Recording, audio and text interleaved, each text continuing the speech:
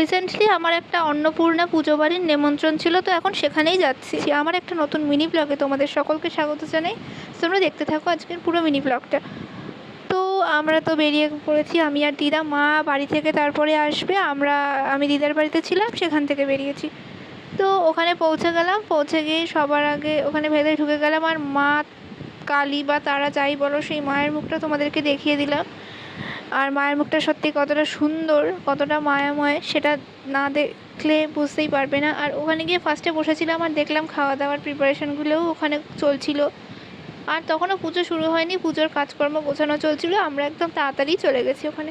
আর ওখানে অনেকক্ষণ ধরে পুজো হবে, তো সেই জন্য ওখানে গোছাতেও অনেকটাই সময় লাগে। আর এখানে যেই ধুনোটা ধরিয়ে দিয়েছে, তারপর থেকে আমার প্রত্যেকটা ভিডিও হেজ এসছে এবং আমার চোখও হেজ হয়েছিল। মানে এত ধুয়ো ওখানে ছিল সারাক্ষণ। আর এইদিকে যজ্ঞের জন্য কিন্তু তার তৈয়ারিগুলোও করা চলছিল। আর এখানে অন্নপূর্ণা পুজো হচ্ছিল। এখানে মেনলি এই মায়ের পুজো হয়, অ্যান্ড এখানে মায়ের মূর্তিটা সবথেকে বড় আছে, আর পাশে অন্নপূর্ণা মায়ের ছবি ছিল একটা। আমি ঠিক করে দেখাতে পারিনি সেটা, কারণ একটা ঘরে পুজো হচ্ছিলো, সেই ঘরে তো কেউ আর ঢুকতে পারে না, কারণ জায়গাটা ছোট। তো আমরা পাশের ঘর থেকে দরজা খোলা ছিল, তো সেখান দিয়ে আমরা পুজোটাকে দেখেছি। তো ভালোভাবে অন্নপূর্ণা মায়ের মুখটা হয়তো তোমরা দেখতে পাওনি। আর ওখানে এতক্ষণ ধরে বসেছিলাম আর অনেক লোকজন ছিল, তো সেইভাবে দেখানোটাও সম্ভব হয়নি। তো ওখানে পুজোটা হচ্ছিলো, পুজোটা তো অনেকক্ষণ ধরে হয়েছে। আমরা সকাল 9টার মধ্যে চলে গেছিলাম, আমরা বিকেল 5টার সময় তারপরে বাড়ি ফিরেছি। তো ওখানে তোমাদেরকে ঠাকুরটা একটু দেখানোর চেষ্টা করছিলাম। দেখো তোমরা মা অন্নপূর্ণাকে দেখতে পারো কি না, যতটা দেখতে পারছো। এর থেকে বেশি দেখানোটা আমার পক্ষে সম্ভব হয়নি। আর দেখো এখানে তারপর এসে একটুখানি বাইরে বসলাম, কারণ ওখানে প্রচণ্ড গরম, ফ্যান কিছু চলছে না, পুজো হচ্ছে তো সেই জন্য।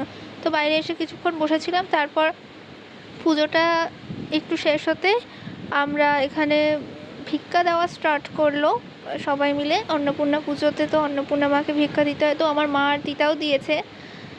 তো এখানে ভিক্ষা দেওয়া হয়ে যাওয়ার পরে পুজোর প্রথম ফেজটা শেষ হলো। এরপর যজ্ঞ হবে, তো তাই জন্য আমরা খেতে চলে এসেছিলাম। পোলাও, আলুর দম আর পায়েস ছিল খাবারে। তারপর এখানে যজ্ঞ স্টার্ট হয়ে গেল। আর যতক্ষণ ধরে যজ্ঞটা চলছিল কন্টিনিউয়াসলি, সেখানে একদম সামনেটায়, আগুনের সামনেটায় দাঁড়িয়েছিলাম। তো সত্যি কথা বলতে, যেহেতু এটা পুজো বাড়ি, সেই জন্য সত্যি এতটা গরম ছিল তখন। আর এখন কতটা গরম তোমরা জানো, তবু কিচ্ছু ফিল হয়নি, সবটা গরমটা অতটাও ফিল হয়নি। সত্যি ওখানে গেলেই তোমরা বুঝতে পারবে ওখানের আশেপাশের পরিবেশটা সত্যি একটা, ওর মধ্যে একটা স্পিরিচুয়ালিটি অবশ্যই আছে, যেটা ওখানে গেলে সত্যি বোঝা যায়। তো তারপরে ওখানে দেখাচ্ছিলাম কত বড় একটা গাছ আছে ওখানে। অ্যান্ড বাড়ি আসার সময় দেখলাম আমাদের এখানে আবার শীতলা পুজো হচ্ছে পাড়াতে। আর রাত্রিবেলা একটুখানি মা লুচি বানিয়েছিল, সেটা খেয়েই আজকের মিনি ব্লগটা এখানেই তোমাদের সাথে শেষ করলাম।